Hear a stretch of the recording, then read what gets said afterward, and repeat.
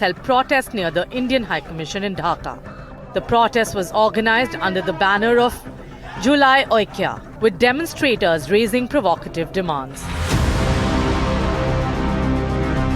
The closures come amid New Delhi's growing concern over what it describes as a surge in open anti-India sentiment, especially targeting India's northeastern states under Bangladesh's interim administration. Radical voices aligned with the National Citizens Party, an offshoot of the student protest that brought down the Awami League government, have issued inflammatory threats, including calls to sever India's 7 sisters and expel the Indian High Commissioner. Bangladesh's Foreign Affairs Advisor, Tauheed Hossain, has attempted to distance the government from these remarks, denying any breakdown of law and order and dismissing India's concerns. Despite repeated assurances, radical groups continue to organize anti-India demonstrations in Dhaka and elsewhere. India, meanwhile, has urged the interim government to ensure peaceful elections and restore democratic governance. In a statement, the Ministry of External Affairs said it expects Bangladesh to take all necessary measures to maintain law and order and facilitate elections that reflect the will of the people. However, the Yunus-led interim government has rejected India's advice, calling it unnecessary and unacceptable. Observers warn that radical groups backing the interim setup may attempt to delay elections by creating instability and portraying India as a scapegoat. A prolonged delay would allow the unelected interim government to remain in power beyond February, raising concerns over democratic legitimacy and regional stability. India for now continues to maintain a measured diplomatic response, even as statements emerging from Bangladesh challenge its sovereignty and territorial integrity. NDTV Bureau Report. Give us a sense of just how dangerous and present this threat is, which we tend to ignore because Bangladesh is a neighbor and most of our focus here in India is directed towards China and Pakistan. I'm joined live now by my colleague Saurabh Gupta, Associate Editor with NDTV, an avid Bangladesh watcher who has reported from the ground as well. Saurabh, assess for us how volatile this current situation is. The images coming in from Bangladesh of protests outside Indian visa centers, outside the Indian High Commission, open threats without any consequences whatsoever. How bad is it, Saurabh?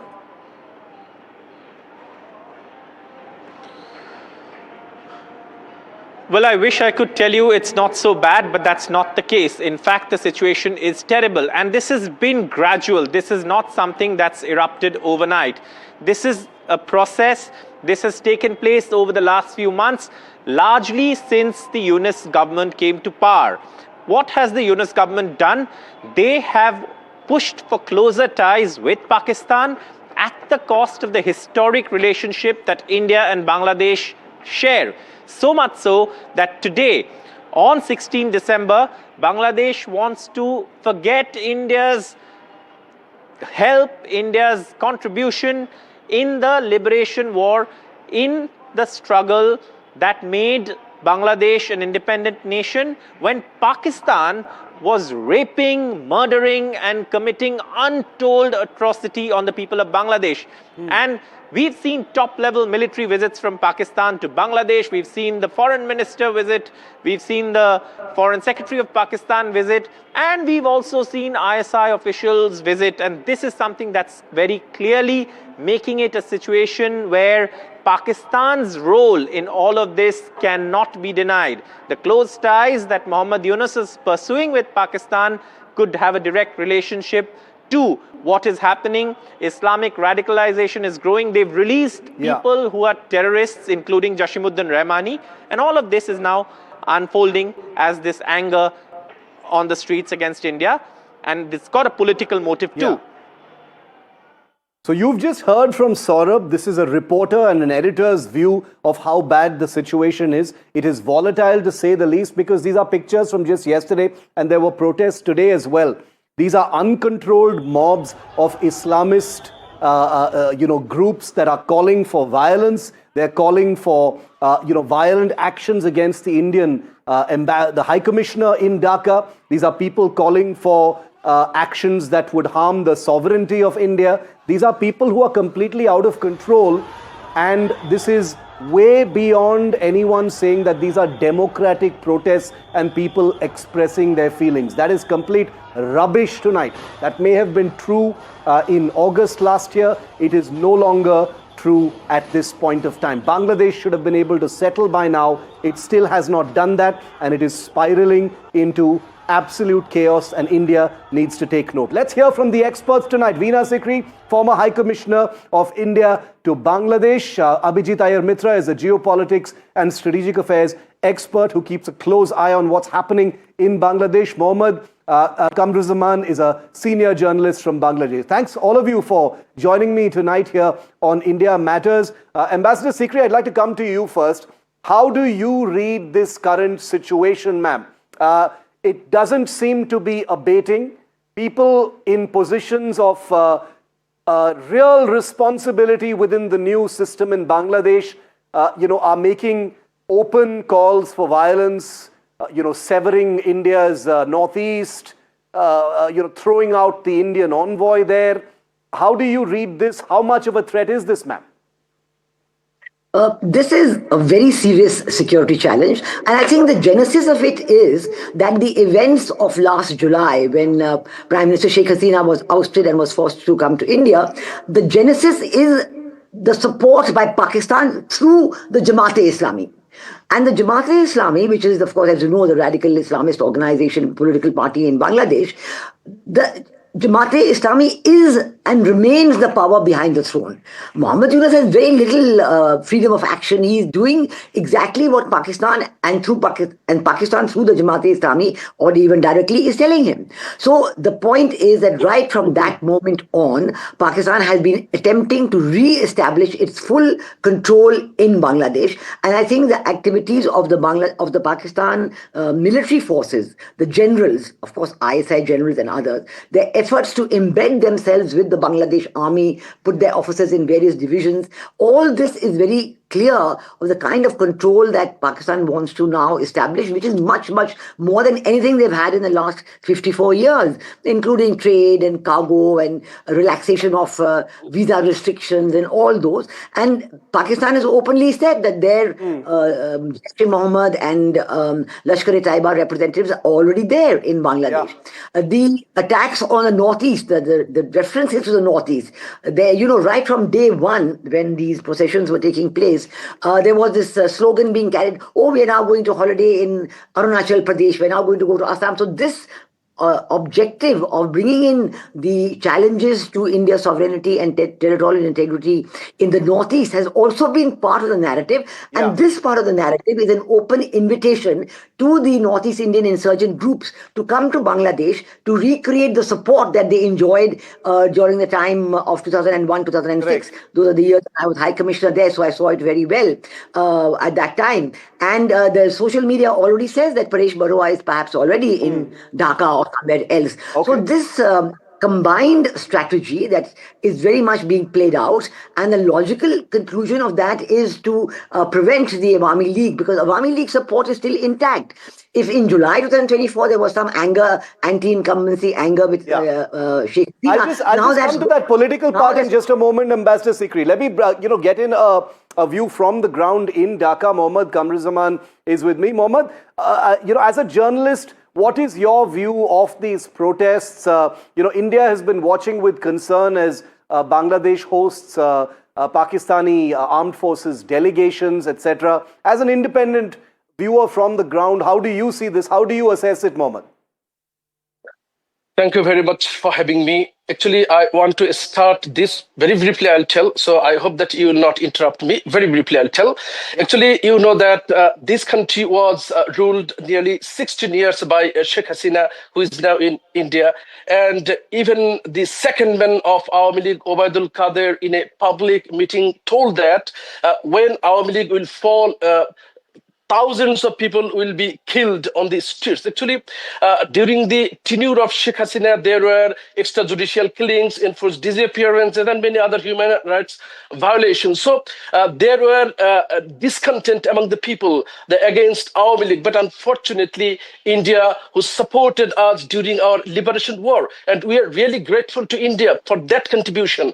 But problem is that the young generation who are very conscious, they are disheartened because even after the trial, death penalty against Sheikh Hasina, even she is still there. And many Awami League leaders who are guilty of crimes against humanity, mass murders, so they are also in India. And India, most of the time, harbors the people who commit crimes here. That's why actually people are discontent. And in this, even in this report that you, in a long time, you are telling many times you have used the word radicalism or Islamist terrorist. Actually, even the footage that you are using, there are students, there are open, very Western dress female. So there are so many university students, there are English medium students. So this narration, I think, should be amended that you are using now.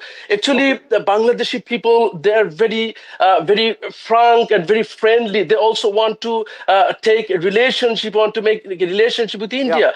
But India must acknowledge Bangladesh as an independent country, and India must stop harboring the criminals in their country, so that Bangladesh can feel safe from their closest neighbor, their biggest neighbor. That's the ground reality. And I think that in your narration that you have told and your report, there are, frankly speaking, there are some exaggeration. The ground reality is not that. Okay. Point made, Mohammed. Abhijit, bringing you in, there are all these moving parts. There are legitimate concerns. There's the Sheikh Hasina issue that Mohammed pointed out. India's, one section of India's view is that this is not just some kind of organic anger by youth in Bangladesh. They've been weaponized, by the real power centers behind the scenes, who are, as Ambassador Sikri said, Islamists, who are openly hosting and flirting with genuine terrorist entities. So there is nothing kosher about what is going on. The question now is, we understand what's going on. What happens next? Because as Mohammed said, there is one section where there is a sentiment that has to be addressed as far as Sheikh Hasina is concerned. But what about all these threats and violence? Look, these threats and violence just prove that the situation is simply not stable enough or legitimate enough for Sheikh Hasina to be sent back. Remember how the courts were fiddled with the moment this so-called, basically a street coup, which they want to call a revolution, happened. Thugs taking over government, threatening judges, removing them, releasing convicted terrorists, known terrorists, people who had taken part in the genocide of the Bangladeshi people themselves.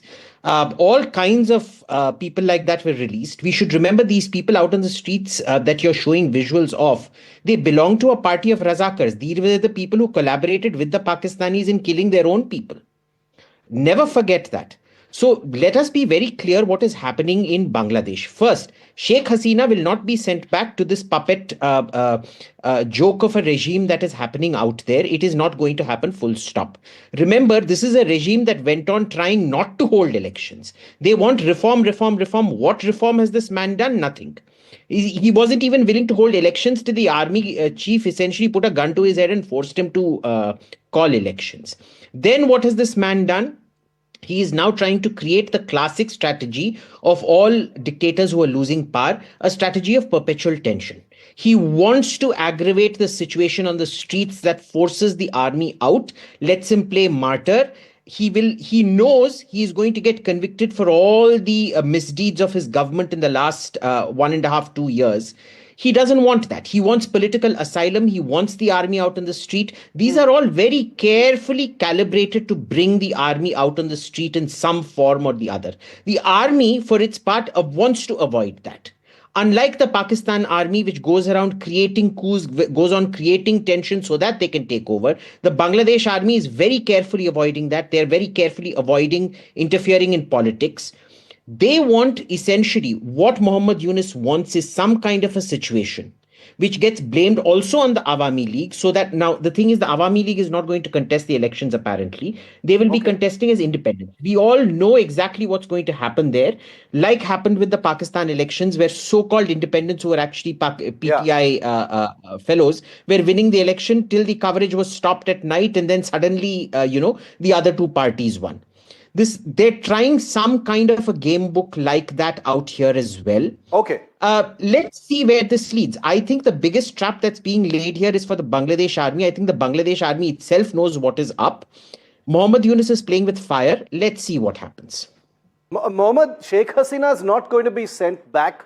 There is no guarantee of her safety that she will be tried. She'll probably be lynched if she comes back to Bangladesh. Mohammed Yunus, who had promised reforms, has allowed the country to be in a state of instability and chaos where, the ruling party is allowed to issue direct threats to your neighbor, India. One has to look at both sides very carefully. One has to understand India's concerns also in this, just as India is trying to understand Bangladesh's concerns.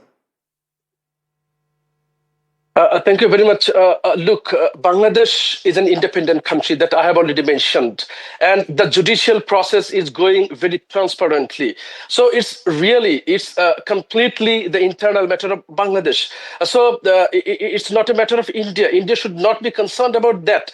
India has to be concerned, Mohammed. I don't want to interrupt you, but India has to be concerned. If your politicians in the ruling dispensation are talking about the Northeast, you should be India is very concerned. My friend, out of great respect for you, but India is directly concerned with what happens in Bangladesh.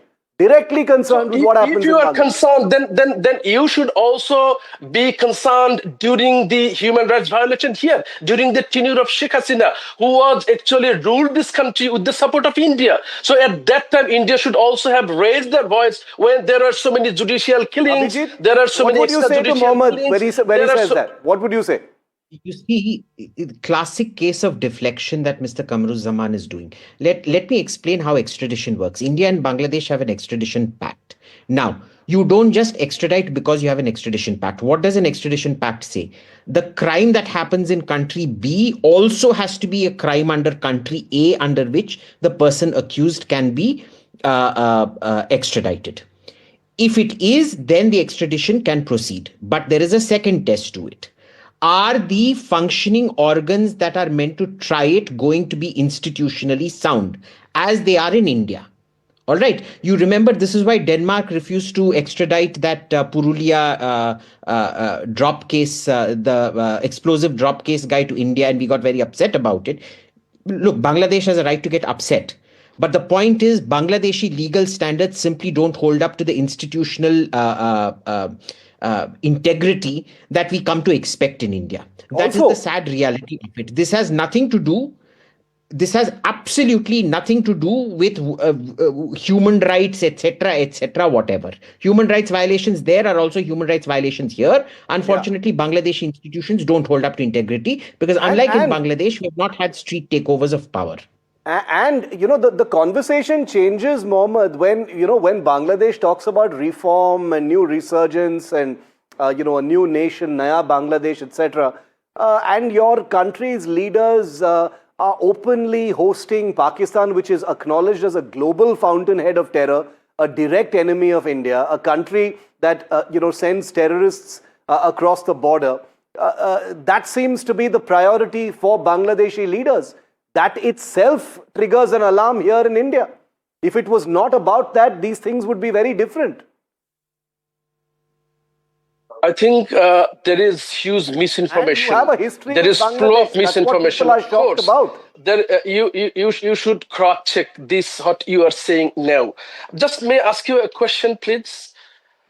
Once upon a time, when India, Pakistan, Bangladesh, the same country, and British ruled us 190 years. There are so many misunderstandings, so many human rights violations. Did you question British for that?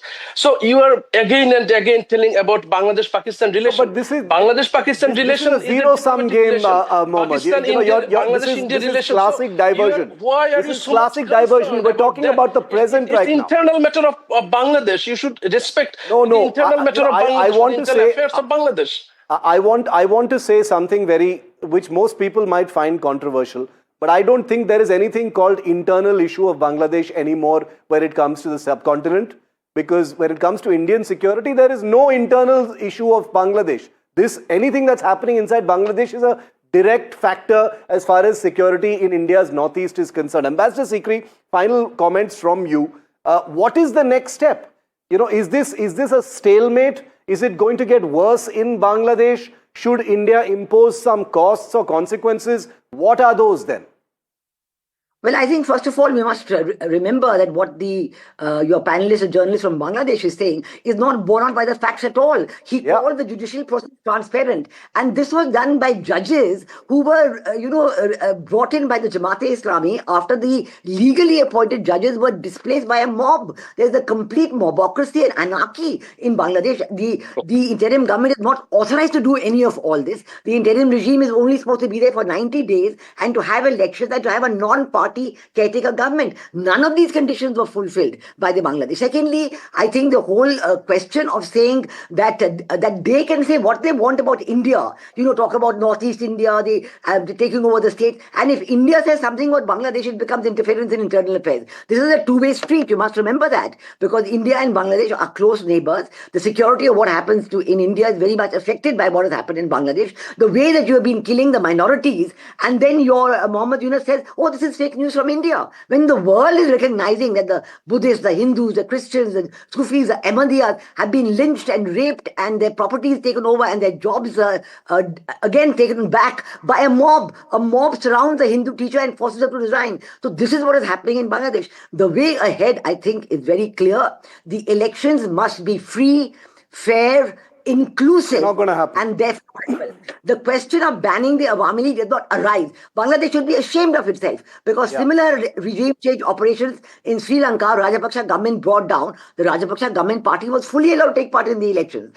In Nepal, regime change operation, Oli government brought down. The Oli, their party is fully allowed to take part in the elections happening in March. So why is it in Bangladesh you want to ban parties and you want to pretend that you're democratic when actually you're not? This is unless the elections are free, fair, inclusive, and credible, they will not be accepted by the people of Bangladesh, and there will be continued instability and insecurity. And that is what. No. I think that's a very, very important point. I am just very skeptical about whether elections can be free and fair. Certainly not in the current circumstances. They have to ensure they are. That is going to be Bangladesh is a country in free fall. Mobocracy is the word that you used, Ambassador Sikri, and I think that applies very clearly. So there is not just a trust deficit, there is a security deficit right now between India and Bangladesh, and it's not something that we can ignore. Like I said, there are elections happening in Bengal, in Assam in the next few months. A small little spark can trigger big things. Mohammed, Ambassador Sikri, and Abhijit, pleasure. Thank you very much for being with me tonight on India Matters. Thank you.